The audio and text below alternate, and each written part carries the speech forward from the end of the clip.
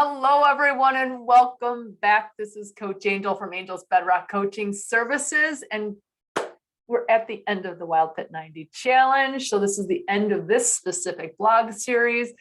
But let me tell you, it is Celebration Day. And first, let's start with, I came into this challenge really as just a way to refocus myself, get the tools back going again in my head as I started incorporating a few things that probably shouldn't have been, everyday items, get back into my seasons. That kind of mindset is really why I did this challenge again.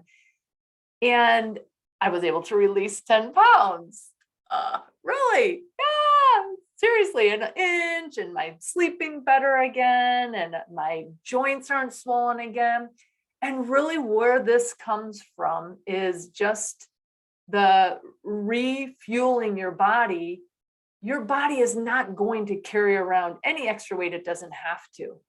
So by letting it know I'm safe and by fueling it with lots and lots of nutrients, it was like, okay, it was able to release some of the weight, that extra weight that I'd been carrying.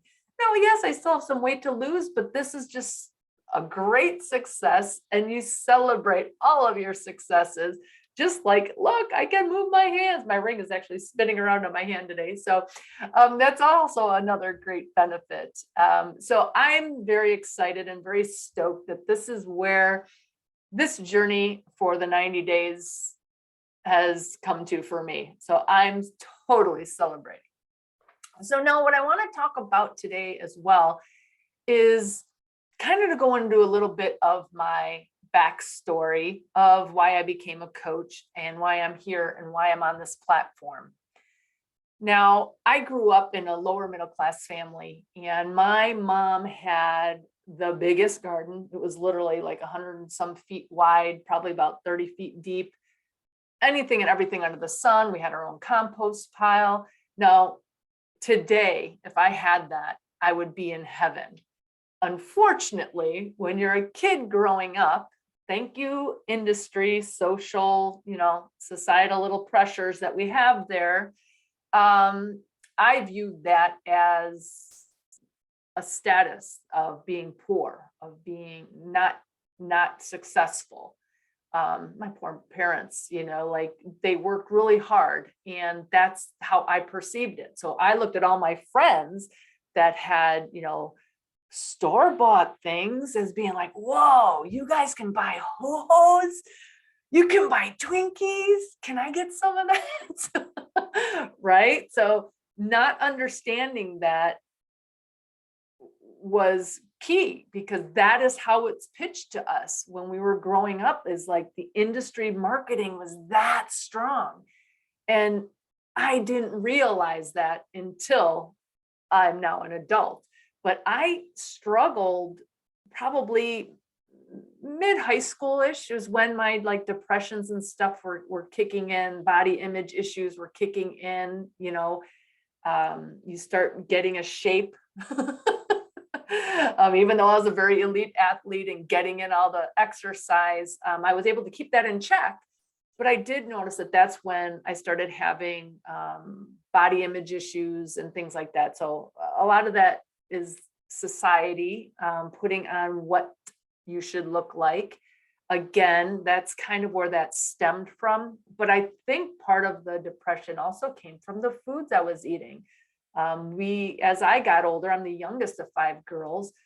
And as my older sisters moved out and got married or, went on with their lives, more dollars were available in our home. And so we were able then to start buying some of the packaged things. And I got cold cereal and things of that nature that now, looking back and being able to reflect back on, I believe were part of the things that triggered some of my mental health issues that I was having. And once I got out of college, and then again, eating the food pyramid and that level of athleticism stopped, I started gaining weight, didn't understand why. I was eating like everyone else was. I wasn't overeating. I was just eating the same foods, but I was starting to balloon up. And what comes with that, especially being an athlete, was a lot of guilt and shame and the humiliation. And eventually when I got to, over 300 pounds, and then 320, and then 350, and then 370, every time I would go out, the fear and the sense of judgment, anytime I would go to eat, is somebody telling, if I had 2 pieces of pizza, are they like, why is she even having one?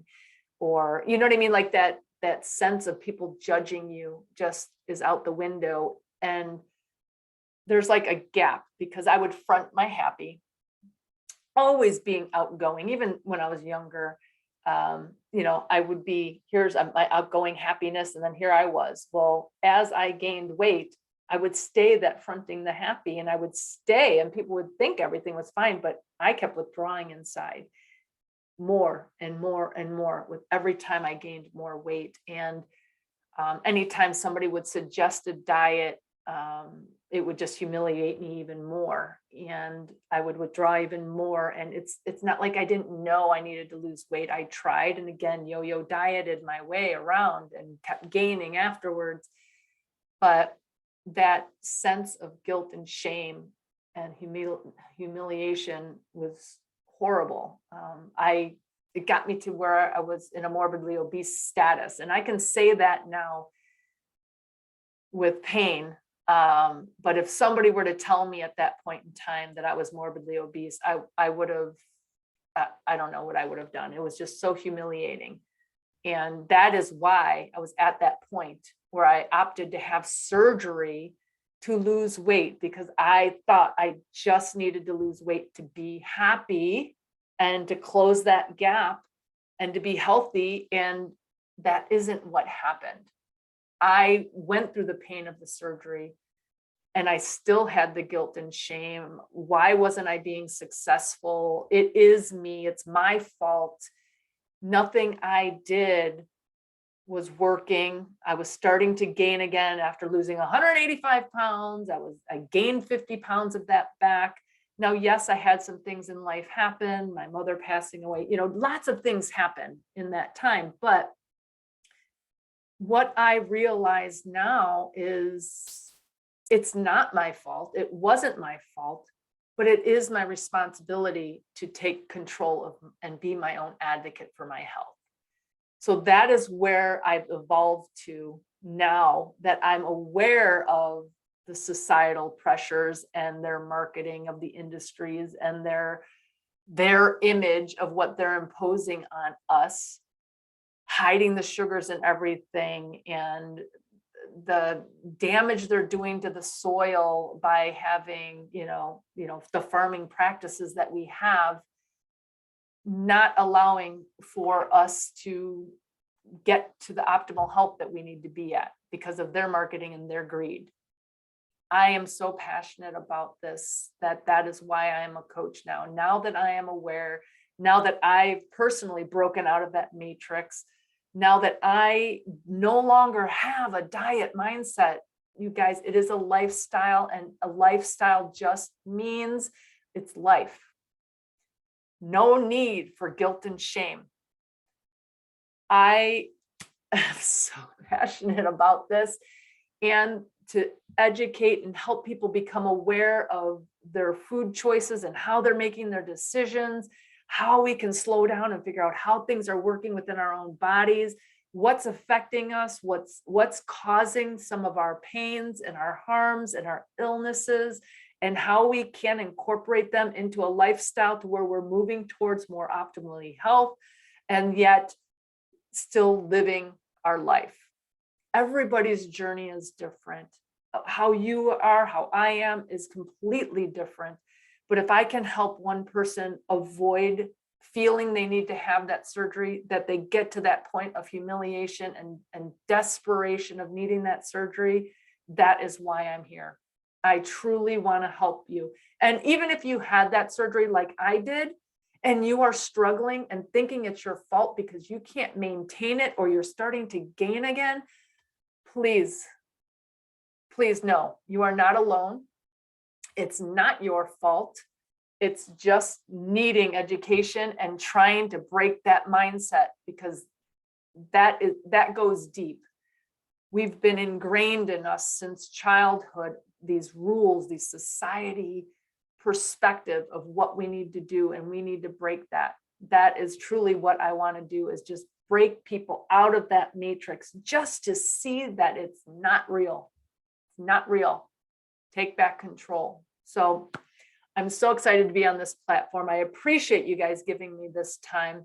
I do have a class coming up in just a few weeks in May. If you're interested, please shoot me a DM and let me know. You can get on my wait list. I keep my classes small. I like the intimacy of small classes. It truly creates that bond between us to be able to share openly and get some true transformations within each other. So if you're interested, you can get on my wait list, or if you want to sign up, you can be one of the first to get one of those spots. So thank you so much for your time today. I appreciate it. Oh, one other thing is, this is the end of this series of the blog, but I will be continuing doing blogging. I'm just taking 2 weeks off because I'm going on vacation.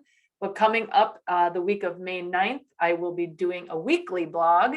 Haven't picked my day yet. It might be Wednesday or Thursdays. Haven't decided, but just to let you know that I will be back. I will be picking topics that are interesting to me. But if you have ideas for a blog, post them below or send me a DM on things that you would like to hear about, and I will share information on those. So again, thank you so much. I appreciate all of your times.